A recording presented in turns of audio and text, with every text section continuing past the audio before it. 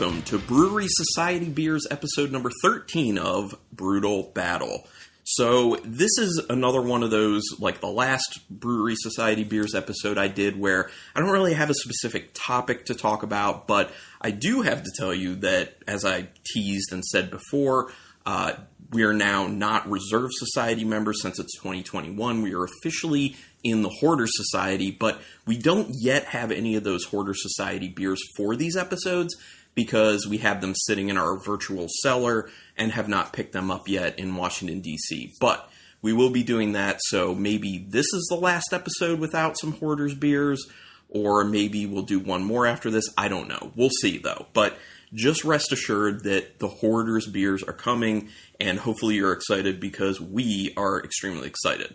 And I'm saying we, speaking for Rebecca as well right now, but she's not on this, as is typical with this. So, the first two beers, the first one I'm very excited about because I know it's going to be good, because a very reliable source, i.e. Kyle Norman, said that this is a great beer. And it's one that I had passed on initially when it was available. So when it became available again through one of their archive sales, which is where they basically take beers that have been sitting for a while on their end and make them available for purchase at a higher price point because they're aged. When I saw it available, I made sure to grab one because I remember, yes, Kyle Norman said this one is excellent. I never tried it, so I got to try it. Then the second beer I'm going to have, I have low expectations for because it sounds too weird to be executed well. But this is the Bruery. You know I love them, and you know I think they do an excellent job. So maybe this second beer will be really good. But anyway, that said, let's go with the first one that I'm pretty sure is going to be great. And thank you, Kyle Norman, for the tip on this. So I'm betting that while Kyle Norman's listening to this, he's thinking, yes, that must be the Marzipandemonium.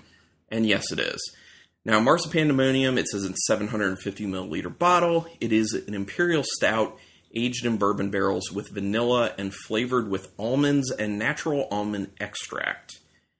And this beer is 16.7% alcohol. So if you can't taste the alcohol in this one, it's going to be dangerous. Oh, whoops. Sorry. Hopefully I don't have too much trouble opening this up, because this one, like a lot of their 750 milliliter bottles, especially the barrel-aged ones, is wax sealed. And it's like, I don't know, 2-3 coats of wax on there. All right, I was able to get into it. So here we go. Let me pour it in this one. All right. I'm guessing there's not going to be anything super interesting with the coloration, but that's what I do. So, yep, it looks like an imperial stout. What do you know? It's got a decent amount of head showing up, a lot of small bubbles, but some medium and large bubbles, a real mix in there, and it's a pretty tan head. It's not like super dark brown or anything, but it's pretty tan. It looks a little bit creamy on the top, too. All right, swirling it up. Yep, it comes down the side of the glass very slowly, as you would assume at a 16.7% alcohol. That is very high. Ooh, okay. I get a lot of bourbon in my initial sniff. There's a bit of an alcohol heat hitting my nose from that bourbon. You smell the spirit for sure. There's a good amount of the barrel wood coming with that alcohol perception. But there's also that really nice kind of sweet caramel smell that you get from the bourbon. There is vanilla, and it mixes in with the vanilla that you would a lot of times get with a bourbon-y smell for a bourbon barrel-aged imperial stout. But I don't know how much of that's really being enhanced by that kind of like almond, because almond has a good ability to kind of fold in with a vanilla. I don't think I'd be able to call it out and say I smell any sort of almond. I don't. But there's a nice chocolatiness on the nose right now as I continue to sniff it. And it's like a nice dark chocolate, but with maybe a little bit of milk chocolate added to take some of that kind of bitter sharpness off of it. It does smell really good. And it smells a lot smoother than you would assume for a 16% beer. Well, almost 17. Slight raisin note in there, but it's very, very, very faint. Yeah, okay, I'm going in.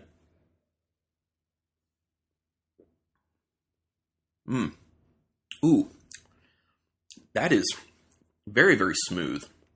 Very smooth. There's a good chocolatiness to it on my first sip, and the mouthfeel is relatively kind of a little bit creamy, very nice viscous.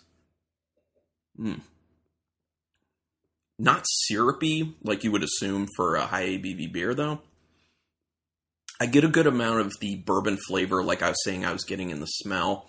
It's that there is an alcohol that I'm definitely perceiving in it, and it's really warming the back of my throat, but there's that really nice kind of sweet caramel that I'm getting from the bourbon. There is a very present vanilla there. Like I was saying, there's that dark chocolate, and much like in the smell, it is tasting like dark chocolate kind of mixed a little bit with milk chocolate to take that bitter edge off. But there is a bit of a bitter finish at the end, and it finishes a little bit ashy, like a little bit of like an ashy malt, dark malt finish. Wow. Oh, okay. And as I keep sipping, I am getting a bit of that almond. It's not super, super pronounced. And part of that might be because this, I forgot to say, is a 2017 vintage bottle. So this is 3 years in the bottle. So that almond's probably come down quite a bit. It's very good. It's very smooth. As far as like bourbon barrel aged imperial stouts go, I think this is one of the better ones as far as showcasing how good a bourbon could taste in a barrel aged beer. I really like the way that the bourbon's showing up in this beer. It's very nice. It is super warming though. I do have to say that. This one doesn't, like, in your initial taste, it hides the alcohol pretty well, but then after that initial taste, like, you're really feeling the burn of it. It is kind of showing up more and more with each sip, but it's good. It's still quite good. And probably smoother than it has any right to be. That is a nice beer, as I assumed it would be. Again, thanks Kyle Norman for the tip. I know you have to get some water and cleanse my palate. And go on to this next one, which I already said, a little hesitant on this one, but I specifically bought this beer, just one of them, for an episode like this, because I thought it sounds so weird, it sounds so crazy, I feel like it's got to be on the podcast. So this is the Yaya's famous Raspberry Cheesecake Stout. And that is an imperial stout with raspberry, graham cracker, vanilla, milk sugar, cream cheese powder. That's what I'm very weirded out by. And natural flavor added. And it is 9.6% alcohol. And it is in a 16-ounce can. So they have this whole line of these Yaya famous. And I think I had the cinnamon bun one, or the sticky bun one on here before. And then they have this one, and then they have another one that's Pain Purdue, which might be on one of these episodes. It's in the fridge at the moment, so that one's got like maple syrup and nutmeg and cinnamon and stuff like that. But that one may or may not appear. But for now, let's do this Yaya's famous Raspberry Cheesecake Stout. And I want to know, email me, brutalbattlepodcast@gmail.com. When I'm doing this, are you cringing because you heard Raspberry Cheesecake Stout? Because on the inside, I kind of am. I mean, I hope it tastes good. I do. Oh, and one other thing, I need to read the semantics of this again, real quick. What does it say? Raspberry. Yeah, so it's probably artificial flavoring, because that's typically how it goes. I know I've said it before. If it says raspberries, it's the actual fruit in the beer. If it says raspberry, it is usually flavoring. So I hope it's not too artificial tasting. All right, so I poured it. Oh my gosh. The head to it looks like okay, so you know when you have chocolate milk when you're a kid and you have your straw in it and you blow bubbles into the bottom? The bubbles that then show up on the top and stick around, like they're large and they look like muddy, like they look kind of like cloudy. That's exactly what the bubbles hanging out on the top of this look like, and it's weird. I've never seen that in a beer, and I'm assuming that's because of that cheesecake powder. Which, oh my gosh, yeah. And then when I swirl the beer up, it leaves the glass super cloudy where the beer was. That's got to be that cheesecake powder. Oh, this is weird. I don't know if I like this. It just makes it look kind of gross. It's like it's got this nasty, dirty film to the beer. Oh, I don't know if I'm not digging this. And you can see it. You can see it on the top of the beer. Like, it looks like, yeah, it's like this cloudy milkiness in there that's mixed in the beer, and it looks gross, gotta be honest. But it looks very dark. It looks like an imperial stout, obviously. Okay, now the big thing, the smell. I'm assuming the raspberry will be pretty prominent because it's not actual fruit, it's flavoring. Yep, lots of raspberry, but it smells pretty good, actually. It's a very vibrant raspberry. It smells nice. There is a creaminess to it in there. I don't know if I'd be able to say cheesecake or cream cheese. But yeah, it comes off very creamy. There is a vanilla showing up under the raspberry as well. And there's a little bit of like a milk chocolate showing up after that. So it is smelling good. To a degree, it smells a little bit like... what was it? There was a Founders beer that was like a Big Luscious, I think is what it was. It was like a raspberry imperial stout. It smells a little bit like that, but more of a creaminess to it. And I think the raspberries, well, no, it's about on the same level. But the raspberry smells less artificial than that Founders beer did. Okay, I'm going to have to taste this. Here we go. Huh. It's not bad. It's got this weird situation going on where it's in the mouthfeel, it's thin and thick at the same time.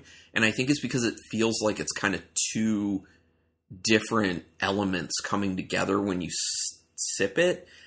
It's like the beer itself is a little bit thinner than you would think for an imperial stout, yet that kind of like cream cheese powder is adding more of a creaminess to it at the same time. So it's weird how those are coming together, viscosity wise, which, by the way, I'm sorry if you're hearing dinging of a phone. Rebecca's phone is on in the room. My apologies for that. Hopefully it doesn't happen a lot. But anyway, gotta go in. I do taste a good amount of the raspberry in this as well, and it's not tasting too bad as far as being like an artificial raspberry. I'm going in again here. It tastes a little like flavored chocolate milky. It really kind of does. But the beer form, I will say that I wouldn't be able to tell it's 9.6%. It tastes a lot lower, maybe like 6%. I don't really perceive much alcohol, but then again, maybe part of that's because I just had that super high ABV Marzipandemonium. I'm actually okay with this. I feel like that cream cheese powder is not really turning me off. It's just giving it this kind of dairy element to the beer. It does make it a little bit chalky in the finish, though, and it feels like, much like the glass when I was swirling it up, that kind of like muddy, chalky stuff is just coating my mouth and my teeth. So that's a little gross, but flavor-wise, I'm digging it. So mouthfeel-wise, it's weird. I don't know if I like those aspects, but flavor-wise, I'm digging it. The chocolate that you're getting out of it is really on the milk chocolate side, which is nice. It makes it kind of like decadent and dessert-like. And yeah, I think the raspberry, in addition to not tasting bad for an artificial raspberry, it's not too out of control. And with, like I was, referencing that Big Luscious by Founders, I felt like that one, that artificial raspberry, tasted very artificial and was too much. Like it was overpowering everything. With this one, that is not the case. The raspberry's at a nice level. It lets the creamy vanilla quality show up. It lets plenty of that milk chocolate show up. And it's good. It's actually pretty good. I'm very pleasantly surprised. So, very nice. And, yeah. At the moment, this is my first section. We'll see what I move on to for the third one, and then I'll also be able to update you real quick on if anything changed with these first two beers as we ended up finishing them as they warmed up. But moving on to the third beer. And this is a beer that not only have Rebecca and I had it before, but it's actually one of our favorite Bruery beers, and that goes for actually the Bruery, Offshoot, Bruery Terrier, all the iterations of the brewery itself. This one's in a 16-ounce can, and it is the 2019 vintage. It's our last can or bottle of this beer. Originally, it was put out in a 750 milliliter bottle, and now they're doing it also in 16-ounce cans. This beer is American Anthem. It's an ale aged in bourbon barrels with peach, apricot, cinnamon, and vanilla added, and it is 14.2% alcohol. And it's kind of supposed to be like a peach cobbler type deal. Like peach cobbler kind of a la mode, or like a peach pie almost. And pouring it in. This will definitely look different than those stouts, for sure. All right, now this one is, it's very brown. It's kind of got like almost like a golden brownish coloration to it. It's very, very hazy. There's just all sorts of pulp and stuff in there. Well, not pulp, but you can't see through it. It's murky. It's like brown, orangish, brownish, murky liquid. It's got a decent head sitting on top of it for the way that I poured it. Pretty agitated. The legs on it. Actually not super slow coming down the sides of the glass. A little bit slow at the 14.2% smell. Ooh. Man, I get spices like crazy. Like that cinnamon really comes through, but I feel like it's being muted a little bit by the vanilla that carries along with that smell of it. You definitely smell the bourbon barrel at play there. It's bringing like this it's kind of straddling the line of like caramel and brown sugar, and I think that's probably having to do with the way that the profile of the bourbon barrel is interacting with the maltiness of this particular beer. And you definitely get that fruit. It is peachy, it is apricot-y, it is a beautiful, beautiful smell. It 100% smells like kind of like a peach cobbler with that little bit of, a la mode to it with the vanilla. It's just a beautiful, beautiful smell, and all those aromas just fold into each other so, so well. They're not all happening at the same time. Like when you sniff it, or at least when I sniff it, I'm experiencing them at different points in the smell, but they just fold into each other so well and just go so harmoniously. I'm excited to drink this because, like I said, I've had it before, but it's actually been a little bit. Here we go. Unbelievably smooth. Oh my gosh. There's a really nice mouthfeel to that beer, almost like you're getting some of the actual fruit in the beer. Like there's actually like pulp of the fruit in there. So good. I definitely get that the vanilla coming along with the cinnamon. Now, if you've listened to enough of the podcast, you know that I'm not big on spices in beer, but when they're integrated well with a beer like this, all the other flavors that come together kind of bring that cinnamon down to the correct level and play along with it very well. Like I was saying, like in the aroma, I feel like the vanilla is kind of downplaying the cinnamon a little bit. So they're kind of on the same level, and they're not super strong, but they're in there. And it works really, really well.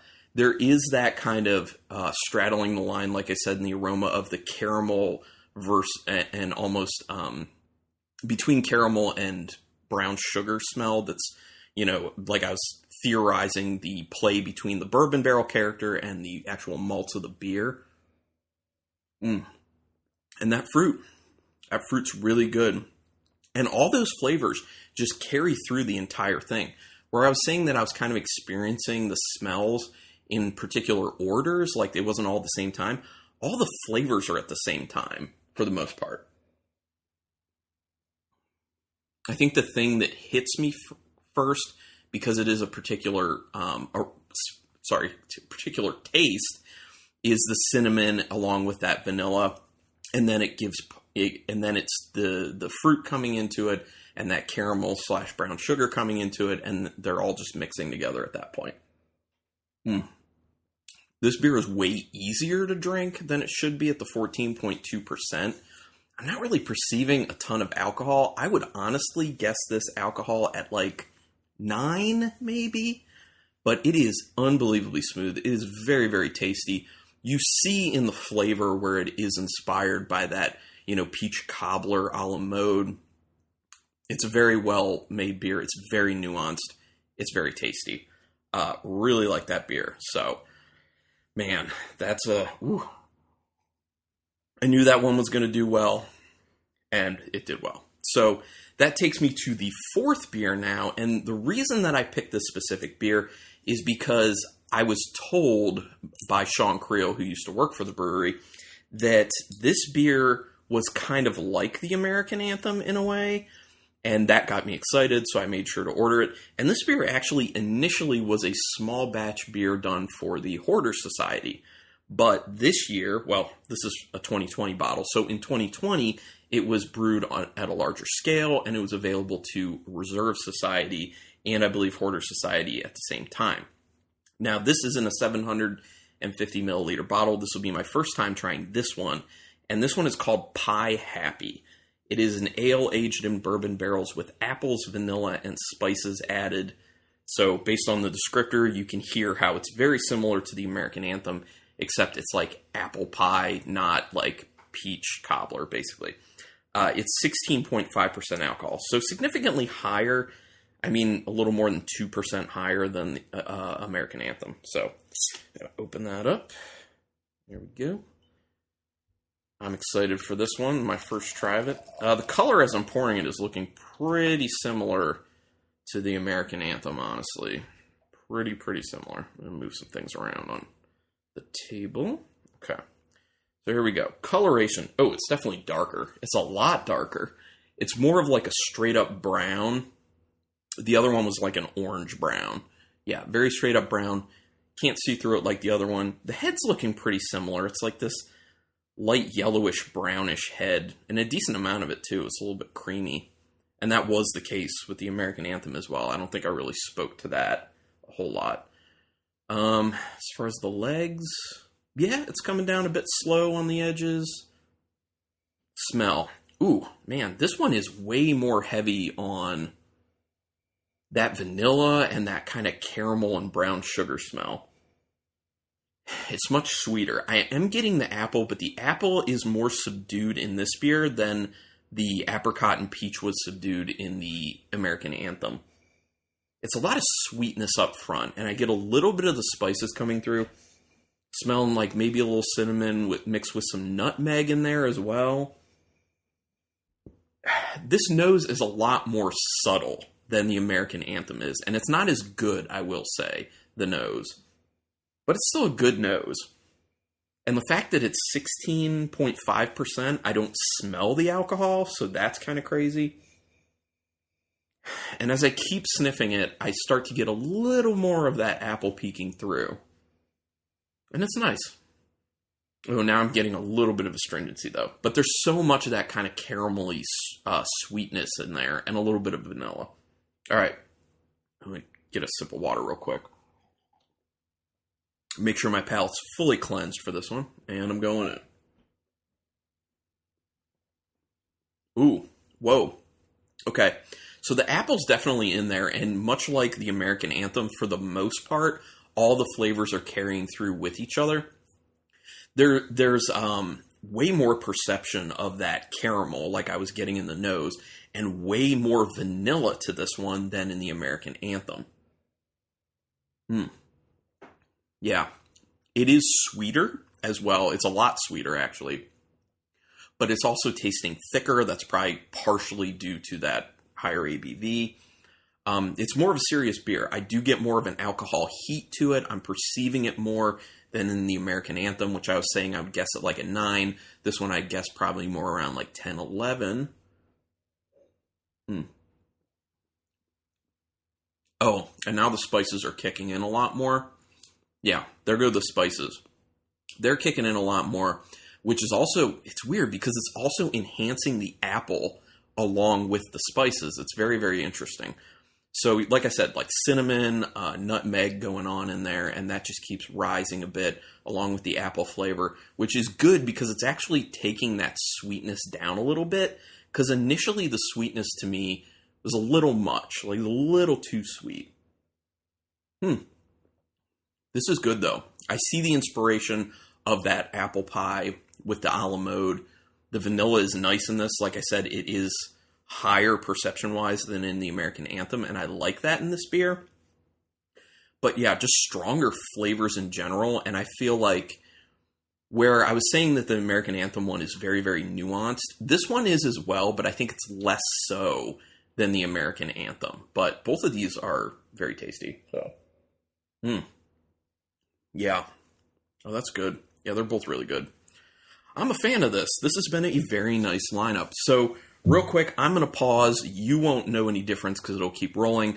And then I'm going to tell you my ranking for these beers and then also the overall top 10 of all of these Brewery Society Beers episodes. So my show ranking is in the number 4 slot, still tasting good, is the Ya-Ya's famous Raspberry Cheesecake Stout. And then once again, that's an Imperial Stout with raspberry, graham cracker, vanilla, milk sugar, cream cheese powder, and natural flavor added. That was pretty good. Weird, but good.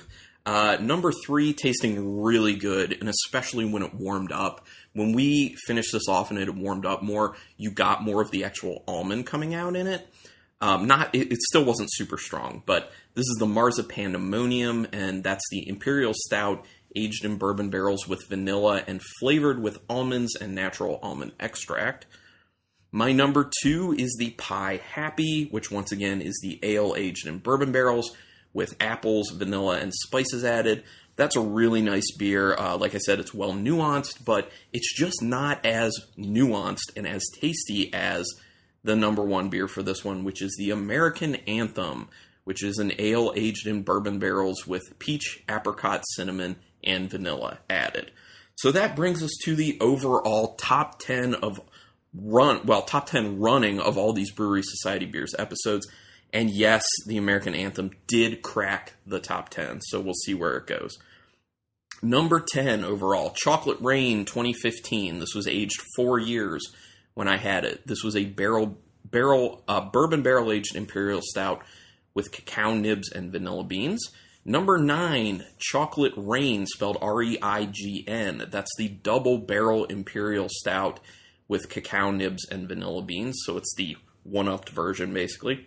Number 8, Sweet Magnolia's Black Tuesday, which was an Imperial Stout aged in bourbon barrels with bananas, Madagascar vanilla beans, and Nilla wafers. Number 7 is the Cherry Chocolate Rain, Imperial Stout aged in rye whiskey barrels with cacao nibs, vanilla beans, and tart cherries. Number 6, Samoa Black Tuesday, Imperial Stout aged in bourbon barrels with toasted coconut, cacao nibs, vanilla, maple syrup, and graham cracker. Number 5, Island Time, Sweet Stout with Hawaiian sea salt and lactose with marshmallow, toasted coconut, and natural flavor added. Number 4, Love at Midnight, Black Tuesday, an Imperial Stout aged in bourbon barrels with pineapple, coconut, and vanilla beans. Number 3 is the American Anthem, ale aged in bourbon barrels with peach, apricot, cinnamon, and vanilla. Number 2 is the Pistachio Vanilla Black Tuesday, Imperial Stout aged in bourbon barrels with pistachio and vanilla beans. And leaving number 1, that hasn't changed for a while, Spicy Island Black Tuesday. That's the Imperial Stout aged in bourbon barrels with pineapple and habanero peppers. I need them to rebrew that beer. I need that beer in my life again. Totally. So, anyway, as usual, thank you everyone for checking this out. Make sure you do us a big favor and rate us and review us on whatever podcatcher you use. And also just tell people about the podcast. Get out there and say there's a great, craft beer podcast and here's why. Just get people interested. So we just want to be able to reach out to more people and, get some interaction, which leads me to, if you want to say something about the podcast or just say hi, you can shoot an email to brutalbattlepodcast@gmail.com. So anyway, thanks again for checking this out, And until next time, keep it brutal.